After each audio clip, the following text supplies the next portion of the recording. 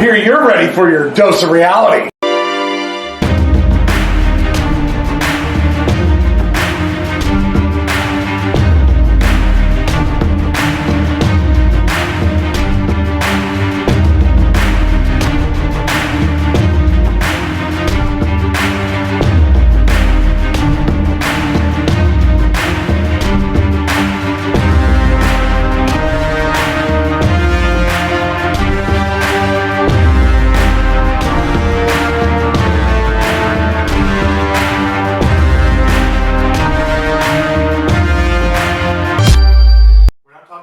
Segment here, we're talking about the match. Very true. And the match was awful. And even the star power didn't get used well enough.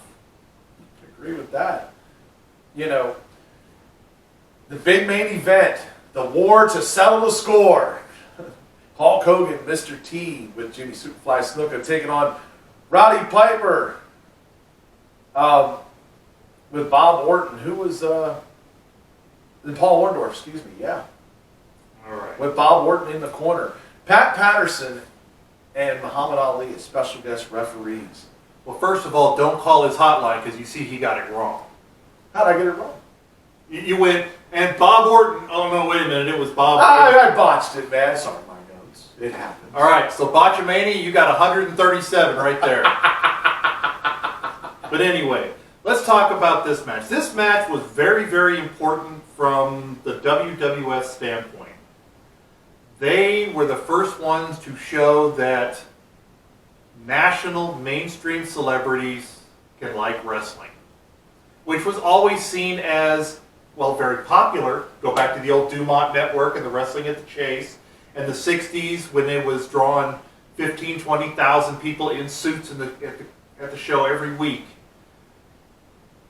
Main talent, the national talents that were not wrestlers, were not known to be wrestling fans. It was seen as lowbrow or beneath them. And WrestleMania did change all that. And a big example is putting Muhammad Ali actually in the match. Not as a manager, actually in the match. And putting Mr. T in the match. Right in the action. So that was a big deal. And this match was very important, very well done. The only knock on the match I have was the ending scene, very rushed. It was, they were going, all of a sudden, oh wait, we've gone too long, let's kill it. Yeah. But I gave it a 3.5 star. I can totally understand that. I mean, plus you had Liberace out there. Yes, and there we go. I forgot about the three people on there that were supposed to be the timekeeper, and Billy Martin did the ring announcer. Yeah, Billy Martin was the guest ring announcer. Yep. Joan Hart was the timekeeper. Who was the timekeeper? Liberace was timekeeper. Yeah, Liberace was timekeeper, and Billy Martin was the announcer. Yeah, they were there. I thought they had one more. If not, They might have. I cannot remember it. I don't have it in my notes. Okay. But, you know, overall, I mean, the star power there, plus, you know, Hogan, you know, being at that point larger than life, everybody was really behind him.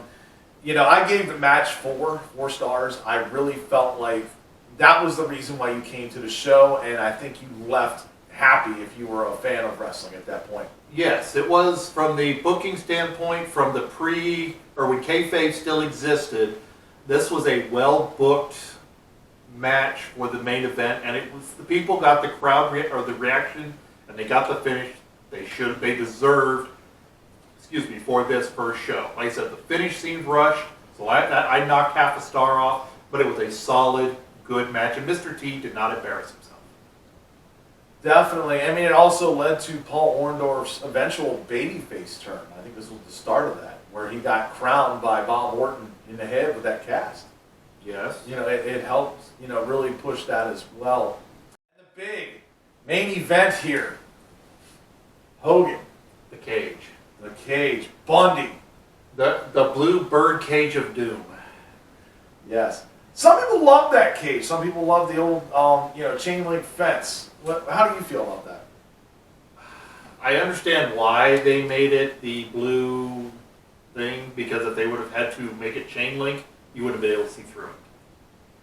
Because they had to have the impression that somebody was going to be able to go over the cage and get out. That's why they created that monstrosity that they did. And I even understand why it was blue, because blue was least likely to affect the vision through the cameras. With that being said, the story building up that Hogan had been beaten up, which I think he got mugged in real life because his eye was messed up. And yeah, that was the story. And so they built a story around it that Bundy squashed him and cracked his ribs and messed up his face. Was compelling, and it covered the, like I said, there's rumors that Hogan got beat up in real life, got mugged, or got somebody picking on, hey, you're this big wrestler, I really know how to fight, and whooped his ass. So I don't know if that's the truth. I haven't really cared all that much to look at it, but that was the rumors going in on that match. So the storyline coming in, they did a good story package of presenting that. Bundy was kind of hot as far as he was, the momentum he was building with Bundamania was good. For that time period, it was really good, especially when most matches were Craig DeGeorge, reviews on multimedia different shows they had on Friday, Saturday, where you got very few real matches. So to get Bundy over as well as they did, that was a lot of talent. I think that really started the WWF going forward and accelerating away from the NWA. The match was, well, not great. The meaning behind the match was good enough. I'm going to go with a good 3-star match. Yeah, I mean, I loved it because, I mean, you had the match and then you had, you know, afterwards, of course, Heenan in there, getting locked in the cage and getting thrown into it. Fans really reacted to this match. I mean, I felt like the commentary was great on it. Overall, yeah, I give it 3.5 stars. Yeah, and this is the match where Bobby Heenan really started to get recognized as a great manager. So yes, he did. I mean, he really started to build. And finally, the irresistible force against the immovable object, Hulk Hogan against Andre the Giant. With easy, Bobby the Brain Vince. Heenan. Stop that, Vince McMahon. No irresistible. That's Gorilla. That is Gorilla, yeah. I would one there. You like that? Yeah. Bobby Heenan in his corner. It wasn't your, catch as catch can, technical match, but it was definitely worth watching. I gave it 4 stars. I felt like, it was the match that brought everybody to the show, and it lived up to its hype. It was, and I will agree that it was for Andre, who was only about 6 years away from passing away from agrimelony. His back was shot. You could tell the girdle that he's wearing to kind of help support his body. As Hogan has said in many interviews, this was a passing of the torch moment. I did not give it 4 stars, although I can see why you did, and that's probably a fair rating. I gave it 3 3/4 stars. Okay. Only from the simple standpoint of Bobby Heenan. This is where Bobby Heenan started getting recognized as one of the super all-time, all-elite managers that he was. And his actions out there at ringside felt a little flat. Like Andre didn't want him there. And Andre's been known to, if he wants something, he gets it. If he doesn't want it, he doesn't get it. And I kind of felt like he didn't know what to do with Bobby Heenan out there. So that's why I gave it 3 3/4. Yeah, I mean, we're fairly close on that. It really was one of the best matches of all time. Next match here, the main event, the finals of the tournament here. You had Bob Uecker out there announcing, and Vanna White getting shown to the crowd as the guest timekeeper. Yes, and Robin Leach came out holding the belt on a satin pillow. He came over and showed it to Donald Trump, who was in the crowd there today. All in all, you could feel the importance of this night, and this was the first real big reveal of what became known as the Eagle Heavyweight title. They did have it before this at the main event, but it was really told that it was Andre's belt created specifically for him, and now they brought it out, and it was going to be the new title belt going forward. Yeah, I mean, this was a grade A match here. I mean, you had Hogan coming down later in this, being on Macho Man's side because Andre the Giant kept interfering in the match. Yes, and the crowd really, you could tell, expected this. The crowd kind of, there was one time right at the beginning of the match, you could see all the crowd looking up the way to the rampway, looking to see when Hogan was going to come out. So it was really obvious that that was going to happen. But all in all, it still didn't distract from the match. This still was a good 3.5-star match.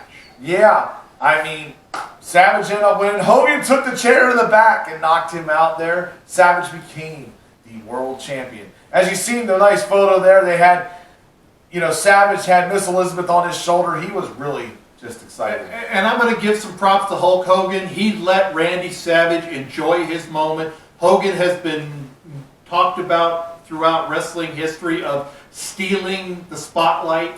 This time he didn't. He didn't do his posing. He just kind of stepped back, applauded, and let Randy Savage have his moment. So good job, Hulk Hogan, as well. Yeah, 3.5 stars on that. Table up. Yes. Because this match was awesome. As we said at the beginning of this video, the Mega Powers explode, and it was incredible. Well, we're there. The Mega Powers explode. They explode! Yeah, I swear, Vince McMahon, that was the one thing he was good at, about the deep voice on promoting something. Yes. But yeah, I mean, throughout that whole 4 to 5, talking about WrestleMania 4 to 5, you saw the story slowly building. Macho Man getting jealous of Hulk Hogan over here a little bit with Elizabeth, Yes. And the big storyline, the headlines I remember reading as a kid was, can Elizabeth hold the Mega Powers together, or will she be the reason they explode? And the after magazines, Pro Wrestling Illustrated, they really did a good job of pushing this as well. Of just the whole, is she going to go with Hogan? Is she going to go with Savage? Is Savage jealousy going to bring him down? Will Hulk Hogan's lust for Elizabeth bring him down? They just went all through the gamut of this. Yeah, and what corner did Miss Elizabeth go in? None. She went in a neutral corner. She didn't want to be. She wanted to be in both men's corner. And she stayed away the whole time. She didn't go and celebrate with Hogan afterwards either. Yeah, this was when Superstars or Wrestling Challenge or something like that, a show you would look forward to on Saturdays around noon, and you would go, all right, what's going to happen here? What's the lead up? And man, it kept you entertained. Good job on those Saturday morning shows, by the way. But yeah, this match here was definitely top notch. It was among the greatest matches I ever seen. I gave this 4.5 stars. Yeah, this match went 22 minutes and pulled a great thing out of Hulk Hogan. Hulk Hogan was not known for his endurance, but a great match. Unfortunately, I only could give it 4 stars, and I'm going to give it 4 stars for one reason only. What's that? It's been commonly known that Randy Savage would rehearse big matches for weeks and weeks and weeks. Now, while we've never wrestled Randy Savage, and we've never been there, and there's no video evidence of this, there's enough people that have talked about it. So, this match was incredible and a 4.5-star performance. The fact that they rehearsed it for weeks brings it down to a 4-star match because it was not organic. The atmosphere should have made this a 4.5-star match, but the rehearsal brings it to me down to a 4. Like, I remember Hogan getting busted over the eye, and you're just Gorilla's like, his right eye, and they kept saying check it because they had a match over there before. I believe it was Jerry Lawler and Kerry Von Erich, where Jerry Lawler won his title when he was getting his butt kicked, and Von Erich was completely bloodied, and they ended up keeping that title. That was the AWA World Class Merging title. Yes. That was not supposed to happen. Kerry Von Erich was supposed to win that. But Kerry Von Erich had a cut, and the referee was a real old-school referee, and he stopped the match, even though he wasn't supposed to. Right, and they didn't stop this here. They let this go. Macho Man even dropping the elbow on Hogan, and Hogan kicked out. That was one of the first people to ever do that. But I will say, Hogan did it right. He took the long 2.5. He didn't do it like he did with Vader's powerbomb and immediately stand up. He let Savage's move mean something, and then just hulked up afterwards and kicked out of it. Yeah. So, like I said, if it wouldn't have been a rehearsed, if this would have been a truly organic match, this would have been a 4.5, 4 and 3-star classic. But because it was rehearsed, I could only give it 4 stars.